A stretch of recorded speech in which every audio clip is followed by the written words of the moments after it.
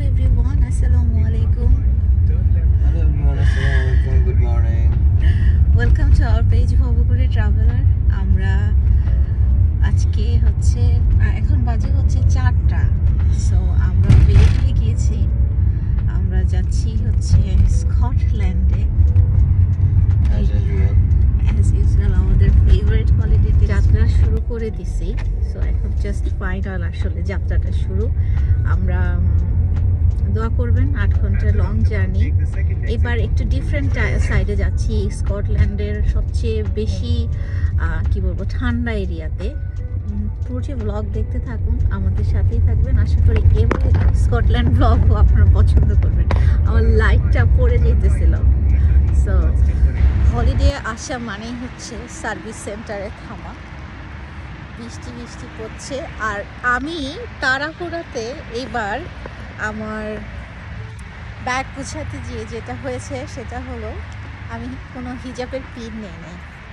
So রাতে তো আমি ঘুমাইছিলাম গাড়িতে, তখন আমি হিজাবটা জাস্ট এমনি পেঁচিয়ে ঘুমাইছি। দেন এখন আমি রিয়েলাইজ করছি আই ডিডন্ট টেক এনি হিজাব পিন।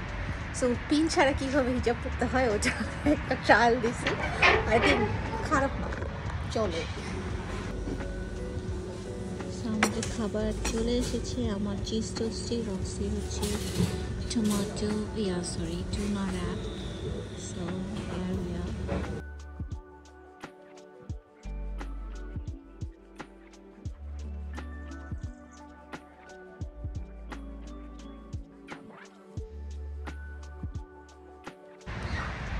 সো আমরা এখানে ব্রেকফাস্টটা করে নিলাম।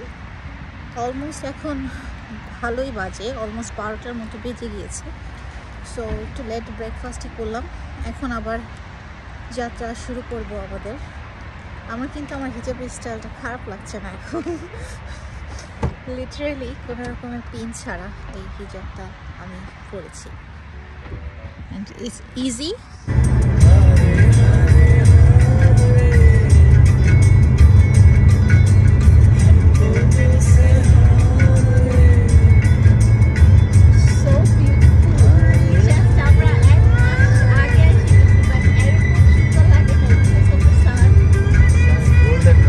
As many of you already know, Scotland is famous for its beautiful natural view of Scottish mountain.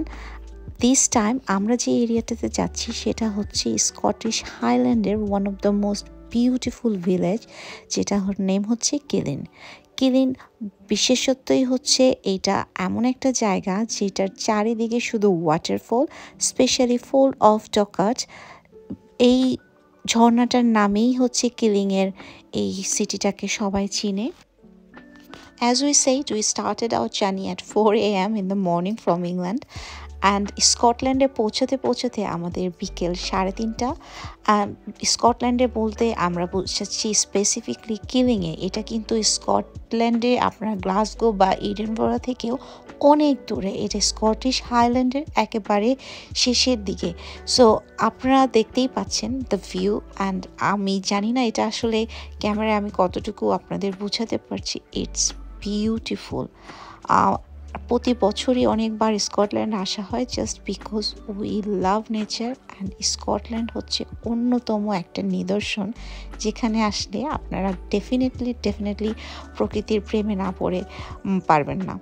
আর কিলিংয়ের পুরো সিটিটাতেই যেই লেকটা সেটা হচ্ছে স্থানীয়দের ভাষায় যেটাকে বলে লোকটে। স্পেশালি এই লোকটের ওয়াটার থেকেই কিন্তু ডকচাট ফলের উৎপত্তি। সো আমরা যেহেতু সন্ধ্যা গড়িয়ে আসছিল, চেষ্টা করছিলাম নিজেদের মতো করে একটু এনভায়রনমেন্টটাকে এনজয় করার। অ্যান্ড এইসব জায়গায় গেলে অ্যাকচুয়ালি টাইম কিভাবে চলে যায় নিজেরাও বুঝি না।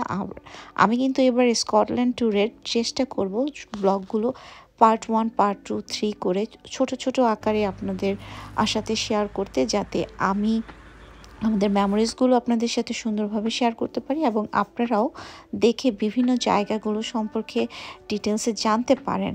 এছাড়াও এবারের স্কটল্যান্ড ট্যুরে আমরা দেখাবো স্কটল্যান্ডের কোন জায়গায় আসলে আপনারা সারা বছরেই স্নো দেখতে পারবেন, because there is some place which is doesn't looks like যে এটা আসলে ইউকেতে, মনে হয় যে হয়তো বা কানাডার অনেক বেশি স্নো পড়ে যে জায়গাগুলোতে, বা সুইজারল্যান্ডের যে স্নো যে এরিয়াগুলো আছে ওরকম দেখতে। সো দেখতে দেখতে যেহেতু সন্ধ্যা হয়েই যাচ্ছে, আজকের ব্লগটা এখানে শেষ করি। ইনশাল্লাহ নেক্সট ব্লগে দেখাবো আমরা স্কটল্যান্ডের কিলিংয়ে কোথায় থাকছি, এবং নেক্সট ব্লগে আপনাদের জন্য কিন্তু খুবই সারপ্রাইজিং একটা জিনিস আছে। ইনশাল্লাহ নেক্সট ব্লগে দেখা হবে। সে পর্যন্ত সবাই ভালো থাকবেন। আল্লাহ হাফেজ, টেক কেয়ার।